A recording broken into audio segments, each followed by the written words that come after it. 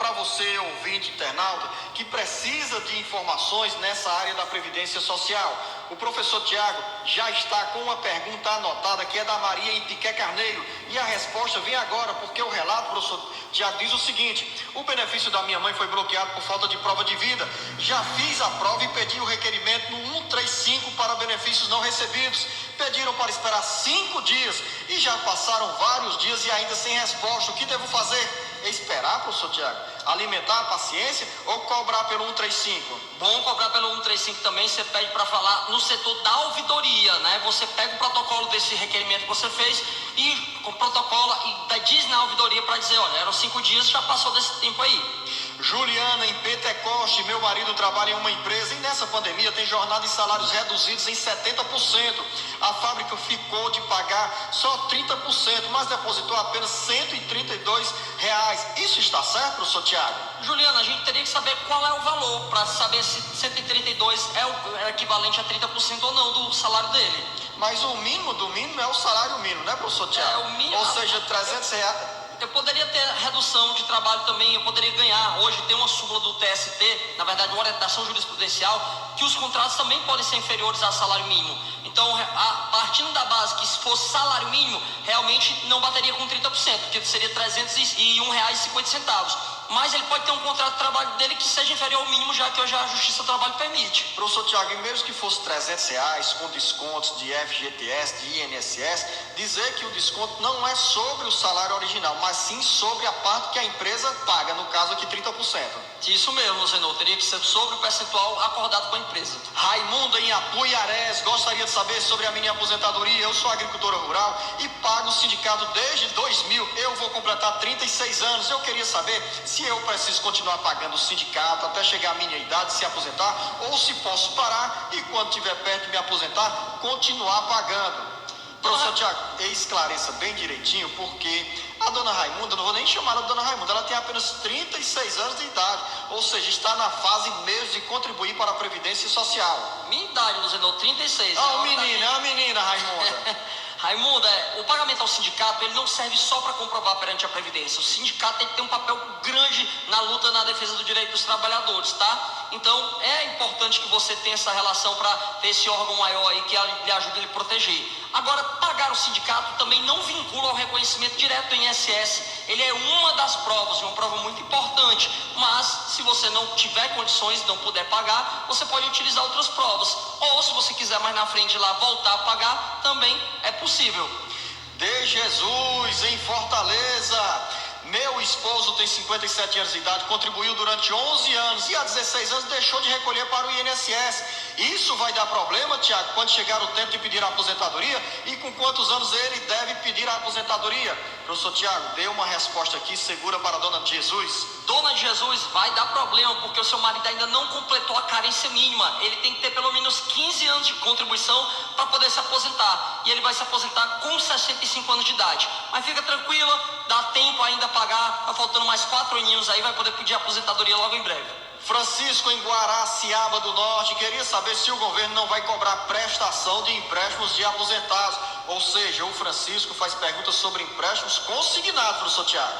Pois é, Francisco, havia um projeto de lei, salvo engano, do senador Ângelo Coronel, que ele previa uma isenção durante o tempo. Mas esse projeto de lei ainda não saiu e o governo também não se comprometeu. Fazer uma correção aqui, professor Tiago. O projeto de lei passou pelo Senado, foi aprovado, suspendendo por 4 meses o pagamento de empréstimos consignados, tanto para aposentados quanto para servidores públicos, federais, estaduais e municipais. Mas nesse caso aqui, professor Tiago, significa suspensão, não deixar de cobrar. Ou seja, o empréstimo pode ser suspenso durante o pagamento durante determinado período e lá na frente, quem fez o empréstimo vai ter que pagar. Sim, é verdade, Luzenão. Até quando a gente tem suspensão, eu só tenho ali a prorrogação daquelas parcelas para pagar mais na frente. Francisco de Assis, em Santa Quitéria. Eu estou recebendo o seguro-desemprego. Gostaria de saber se eu tenho direito ao auxílio emergencial. Não, a lei que trata do auxílio emergencial, lei 13982, ela não permite eu receber seguro-desemprego com o valor do auxílio emergencial. Uma ouvinte em tom de angústia diz o seguinte: Eu estou separada do meu marido e tiro o auxílio emergencial. Queria saber se ele tem direito a alguma participação nesse benefício. De forma nenhuma, o benefício é personalíssimo, só a pessoa que tem aquele direito preenchido é que pode gozar do benefício. Só se a senhora quiser dar, mas a senhora não tem nenhuma obrigação de dar alguma parte para ele, não. Valquíria, em Araquém, Coreia U, gostaria de saber se quem recebe o BPC pode receber o auxílio emergencial. Não e não, né, professor Tiago? Infelizmente não, Valquíria. A lei diz que quem recebe benefício da Previdência ou da assistência social não pode receber o auxílio emergencial.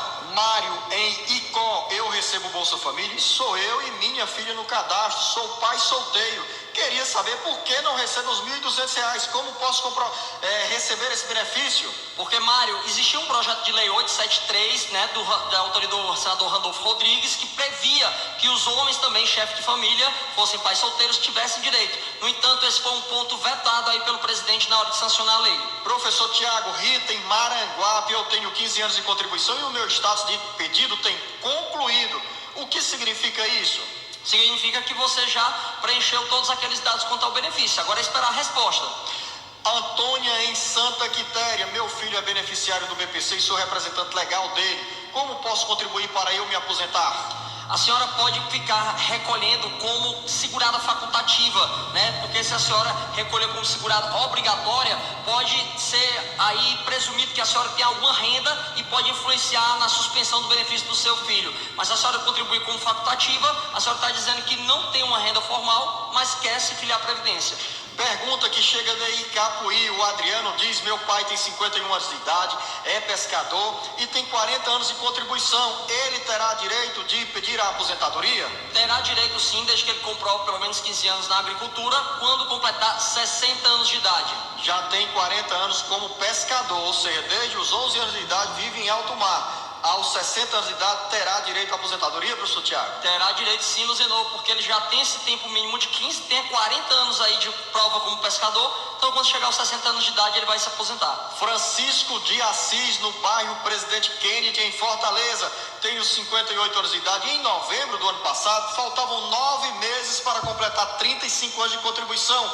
Quanto tempo falta para eu me aposentar? Bem pertinho da reforma previdenciária, chegando aos 35 anos de contribuição. Nesse caso, o que acontece com o Francisco de Assis, do Presidente Kennedy em Fortaleza, professor Tiago? O Francisco de Assis vai ter direito a uma regra de transição mais benéfica, Luzenor, onde ele vai ter que pagar apenas 50% do tempo que estava faltando na época da reforma. Se para ele estava faltando 9 meses, então ele vai cumprir aí mais ou menos 4 ou 5 meses e vai ter direito à aposentadoria. Vamos voltar à Serra Grande, em Viçosa do Ceará. Dona Raimunda diz: sou agricultora desde jovem, completei a idade de aposentadoria antes da nova reforma. Veio negado. No sindicato pediram os documentos de todos os filhos, até mesmo os que não moravam comigo. Só que um dos filhos tem carteira assinada. Aí veio negado por isso, recorri novamente e veio negado outra vez. Já tenho 3 anos nesse problema. O que devo fazer? Se a dona Raimunda tem 55 anos de idade, 15 anos de atividade comprovada no campo, professor Tiago, não há razão para o INSS negar essa aposentadoria. Não há razão, e até porque os filhos delas não significa que eles sendo trabalhadores urbanos, ela vai deixar de ser trabalhadora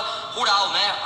Até porque o exercício da atividade rural, ele pode se dar em regime de economia familiar, mas também pode se dar de forma individual, dona Raimunda. Se o INSS estiver negando porque está arrumando cabelo em casca de ovo, a senhora já pode procurar logo um advogado, a Defensoria Pública da União, para entrar com o processo aí e pedir o benefício, tá? Aproveitando para mandar um abraço também pro pessoal ali da região, viu, Luzenor? O pessoal de Croatá, já falei, mandar um abraço também pro João Batista lá do Balneário e o Antônio Caetano Pereira Almeida. A gente também esteve lá na região da Varjota entregando cestas básicas para a população.